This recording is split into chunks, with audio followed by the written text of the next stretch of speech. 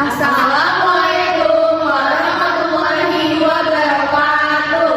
Kami dari kelompok 4 ingin menampilkan hasil diskusi kelompok kami mata kuliah PR Writing. Perkenalkan, nama saya Isa Putri Nurani dengan NPM 2021210022.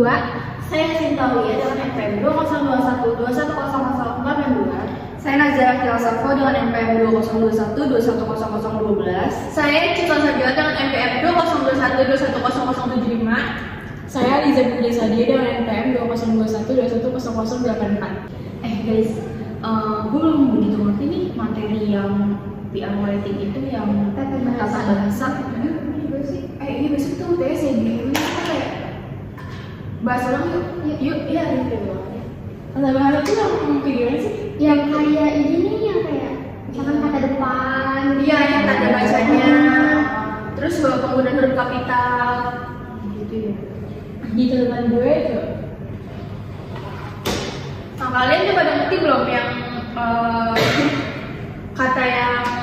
kata kerja sama kata tempat gitu awalannya dipisah atau enggak? Gue rada-rada, kan kayak di tempat itu digabung atau dipisah gitu gue belum begitu terlalu paham banget sih, takutnya ada yang keliru gitu. Kalau kemarin yang gue inget sih kalau misalnya kata kerja itu digabung, kayak misalnya kayak dilakukan itu dilakukan langsung gitu loh. Cuma kalau misalnya kayak kata tempat kayak di mana itu dipisah di sama mananya, nggak dijadi satu. Kayak misalnya di Jakarta itu juga dipisah. Berarti kalau nama suatu tempat itu dipisah ya. Misalnya nih gue di kampus, berarti di spasi kampus dipisah. Iya. Kalau misalkan yang digabung itu kayak gimana? Kayak kata kerja kayak misalnya kayak disemangatin kayak gitu loh, atau dilakukan kayak gitu. Dikerjakan. Iya. Dan terus juga kalau misalnya nulis itu kalian biasain pakai huruf depan ya, huruf kapital depannya. Oke. Sama ini penggunaan titik koma jangan sampai. Kayak Ya kan misalnya nih, terus dispasi dulu baru ya. tulisan lagi. Terus kalau misalnya kayak kalau misalnya kayak ya itu biasanya apa namanya kata ya itu harus ada bahasa dulu baru ya itu jangan ya itu dulu baru koma kayak gitu kan, misal juga kayak gitu komanya dulu baru misal terus titik dua dan titik duanya itu jangan dispasi dulu. Iya, jadi habis kata bacanya itu dinempel sama kalimat sebelumnya baru spasi. Terus kalau buat judul juga nggak pakai Dan Harus kapital semuanya. ya. Kalau bisa di bold jadi biar kayak lebih jelas judulnya. Sama ini penulisan kata bahasa Inggris itu yang asing di Itali. Terus juga kalau buat apa namanya tanda kurung itu nggak ada spasi, jadi nempel sama kalimat awal sama kalimat akhir. Kalau misalkan sama tanda bacanya kayak titik itu harus di spasi nggak tanda kurungnya? Enggak, jadi nempel. Terus juga kaidah bahasa. Kaidah bahasa tuh sama aja kayak ejaan. Kaidah bahasa. Kaidah bahasa itu ya kayak tadi yang ejaan, kayak misalnya kata di mana dipisah atau digabung. Terus kalau penulisan apa tanda bacanya itu tanda letaknya di mana yang benar. Gue boleh minta tolong kirimin materinya nggak? Ya nanti kita share lagi dulu. Oh iya, ada satu lagi yang akhiri kalimat dengan tanda titik. Jadi Iya, harus jangan berkali. sampai lupa ya. Titiknya jangan sampai berarti. Kayak gitu. Apa sih materi kemarin tuh? Gue rada lupa sih ini sebenarnya. Untuk kita ketemu nih guys, kalau enggak gue bingung. Itu apa namanya juga kalau tanda baca selain koma titik gitu, yang lain kayak titik dua, tanda seru, tanda tanya itu kalau habis kata itu jangan dispasi, tetap digabungin nempel jadi mereka. Tapi kalau misalkan kalimatnya panjang harus ada titiknya kan? Kan titik dua, terus kan ada poin-poinnya. Kalau misalkan kalimatnya panjang, Iya, cuma kalau kayak cuma satu kata gitu nggak usah.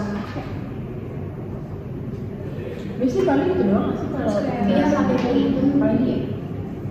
Nah kalau tanda kurung itu gimana ya? Setahu gue ya, ini tolong koreksi ya, itu nempel sebelum dan sesudah kalimat. Jadi nempel bener-bener. Iya, di awal kata sampai di akhir kata tuh nempel. Meskipun dia ada spasi, meskipun di tengahnya nanti ada spasi, misalnya 100 spasi rupiah, itu tanda kurungnya tetap nempel. Iya, di awal akhir kata. Nah, misalkan nih di akhir kalimat itu ada tanda seru tadi, terus kan baru titik gitu ya? Iya. Harusnya ada Kalau misalnya udah tanda baca, ada tanda baca di akhir tuh nggak pakai titik lagi. Oh. Kalau udah tanda seru berarti nggak usah pakai Nggak usah. bisa. Tanda-tandanya tanda seru itu masih pakai titik lagi. Berarti tanda serunya itu di akhir kalimat. Iya. Cuma nempel ya. Iya, jangan. Dan kalau misalnya di tengah ada tanda baca apa misalnya tanda seru atau tandanya itu setelahnya itu di spasi terus di huruf kapital. Meskipun di tengah. Oke. Kayak misalnya tanda baca di tengah tuh kalau misalnya apa benar ini Anissa tandanya terus spasi kalau benar kalau ini kalau kaknya kapital.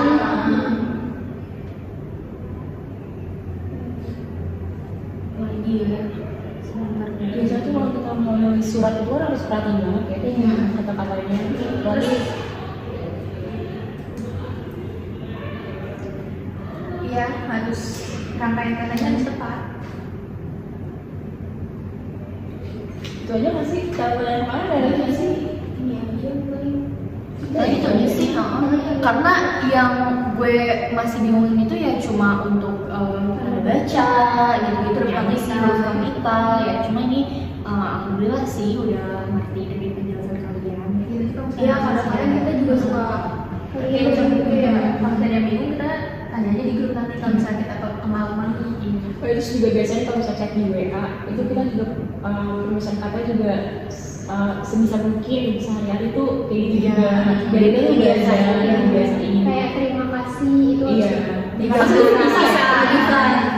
Dan pertama kali ngetik harus huruf kapital. Iya, ini kan kalian banyak nih kalau ngetik di WA depannya itu masih kecil. Nah, dikapitalin. Tapi kalau sama dosen kan, kita belajar Indonesia. iya. Tips kayaknya udah nggak sih materinya? Iya sih, gue udah lagi kok. Nanti kalau misalnya itu kita saling bantu aja ya. Oke. Semoga teksnya lancar. Amin. Thank you ya guys.